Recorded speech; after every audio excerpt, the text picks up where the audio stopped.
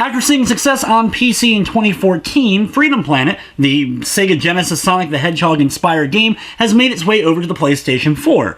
But does this game make you feel all nostalgic for those classic era of gaming, or is this more like a planet that's not worth visiting?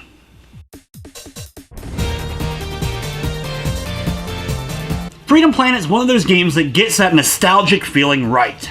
The game has 2 playable characters from the get-go and a third one that you're able to unlock as you go through the story, and you select which of the characters you want to play as at the beginning. Each of the characters has a story that will take them through a lot of the same levels, though they do end up deviating as far as their path and some of the boss encounters they end up having. Each of the characters also ends up playing a little bit different, so it's fun to play as each of them as you do multiple playthroughs through the game. You have the Dragon Lilac, who has the ability to jump, spin in the air, and some really awesome attacks. My personal favorite in the Wildcat Carol, who has a motorcycle she's able to ride, as well as able to climb up walls. And then there's Milia, who has the ability to summon blocks to throw at enemies, as well as use her big ears in order to float upwards. Each character has a few moves at their disposal as well, with Square being their normal kind of attack move, as well as their special move that can be used with Triangle that eats up a meter that will refill, or you can grab gems in order to instantly refill it. A lot of themes in the game, as far as the levels, are pretty standard, but then there's ones that end up really standing out. The awesome Chinese-filled Kingdom theme stage is one of my favorites for sure. There's just overall some really beautiful scenery as far as the graphics are concerned. Each level is quite large, with multiple paths to take in, and plenty of enemies in every nook and cranny for you to battle and have to deal with. A lot of times while going through levels, you'll have to find a certain thing, switch to hit, or find a key card, and then backtrack just a little bit in order to either activate a panel or in order to go through the newly opened door after hitting that switch. Each of the stages is kind of broken up into multiple segments, and you have plenty of checkpoints throughout as well in case you end up dying, as well as plenty of boss fights. There's usually a mini-boss or 2 or 3 during the course of a stage, and then a boss at the end of each of the levels. The game features multiple difficulties, and if you want a challenge, go for some of the hard difficulties right away, and you will find yourself being put to the test as far as your retro skills are concerned, especially with some of the late game bosses. Heck, even on the easier difficulties, some of these bosses can end up giving you trouble. What makes the boss encounters and all enemy encounters so great in the game, though, is just how crisp the action ends up being. The hitboxes all are very well done, and usually if you end up dying for a boss, it's because you were just unable to get out of the way. Learning patterns, of course, is going to be key in order to sneak in and attack here and there, and then quickly getting out of the way. Most bosses usually are contained within a small arena, and you get the feel for each of the characters and where you can go and how to get out of the way of each of the enemy attacks as they're coming towards you.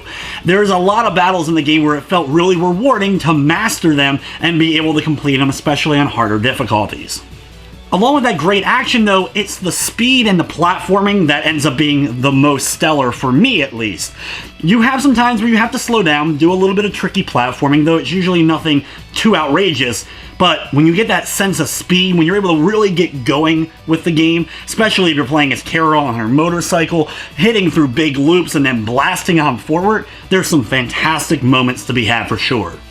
One of the little surprises with Freedom Planet was the amount of story going on. There's cutscenes between the different levels, and it's fully voice acted, and for an indie game, usually you don't even get voice acting, and the voice acting here is actually quite nicely done. If you're not really into the whole thing, you can always skip the cutscenes, as well as there's a classic mode where it excludes the whole cutscenes and story and just goes from level to level. The game isn't extremely long. It may only take you a few hours to beat it on your initial playthrough, but with the multiple playable characters, you're not going to see the whole story or the whole game unless you play as each of them. There's also collectibles throughout the game. There's cards that you're able to find scattered throughout each of the levels, and these unlock little things like sound clips or music files, as well as there are the badges, which are rewarded to you for doing certain acts, whether it be speed running through a level quickly or maybe completing a boss fight with a certain maneuver. From the technical side of things, I didn't run any major glitching, crashing, or slowdown of any sort. I love the soundtrack as well in Freedom Planet. In fact, I've been listening to it off and on for the last couple of years since the game originally released. Freedom Planet is available for $14.99 on the PlayStation 4. One of my gripes with the game, though, is with the trophies themselves. There isn't a platinum, it's just a handful of trophies for the game, and they were really lazily put together. It's just getting the badges end up being the trophies. For a game as great as this, I've been really anticipating its PS4 release because I was expecting, of course, at least a full trophy list, even if it didn't end up having that platinum, considering it also has a much better achievement list on the PC. There's a ton of indie games out there now that try to cater to that whole retro feel. Freedom Planet was one of the few that gets it not only right, but gets it really right, and I can't recommend it highly enough for those who love the classic retro Sonic the Hedgehog games of the Sega Genesis era. With everything said, though, I'm going to be giving Freedom Planet a 9 out of 10.